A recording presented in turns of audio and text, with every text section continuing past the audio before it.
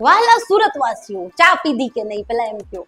સ્ટીલની રકાબી હતી કે પછી ઓ સોરી કાચની જ છે. ઓન અ સિરિયસ નોટ, સુરતમાં હાલમાં જ વરસાદી પાણીનું પૂર આવ્યું હતું. ઠેર ઠેર પાણી ભરાઈ ગયા હતા. પોદ્દાર માર્કેટ આખું તળાવમાં પરિવર્તિત થઈ ગયું હતું અને વેપારીઓને લાખો રૂપિયાનું નુકસાન થયું છે. પર્સનલી સુરતી હોવાને નાતે મને થોડું વધારે દુઃખ થયું છે, કારણ કે ભૂતકાળમાં અમે પોતે પણ આવા પૂરનો ભોગ બની ચૂક્યા છીએ. સો સુરતવાસીઓ, I can understand your feeling, your pain, but આનો દોષ તમે ભાજપા સરકાર કે પછી એસએમસી ઉપર શું કામ નાખો છો એ મારી સમજ બહાર છે. આમાં એસએમસી કે ભાજપા સરકાર શું કરે? પૂર કઈ કમલમમાંથી તો આવ્યું નતું, ત્યાંથી તો ખાલી ઈડીસીબી સફેદ કપડા સો મતલબ પૂરે કુદરતી પરિસ્થિતિ છે ભાઈ, એમાં કોણ ગમે એ સરકાર હોય શું કરે છે મેનેજમેન્ટ. અલ્યા ભાઈ, આ ભાજપા સરકાર શેનું મેનેજમેન્ટ કરે?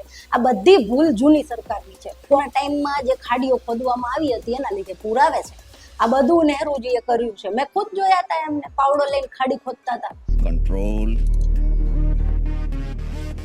ટૂંકમાં સરકારને દોષ દેવાનું ભૂલ આપડી હોય અને દર વખતે સરકારને દેવાનું.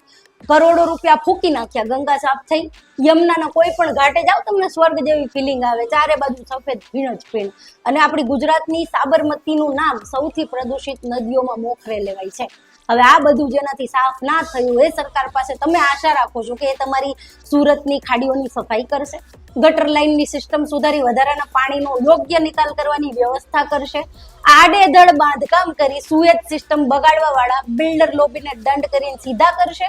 જો તમને ભરોસો હોય કે આ પ્લાસ્ટિકનો પાડો કોક દીક ધોવા દે તો સાચું, હજી બીજું શું.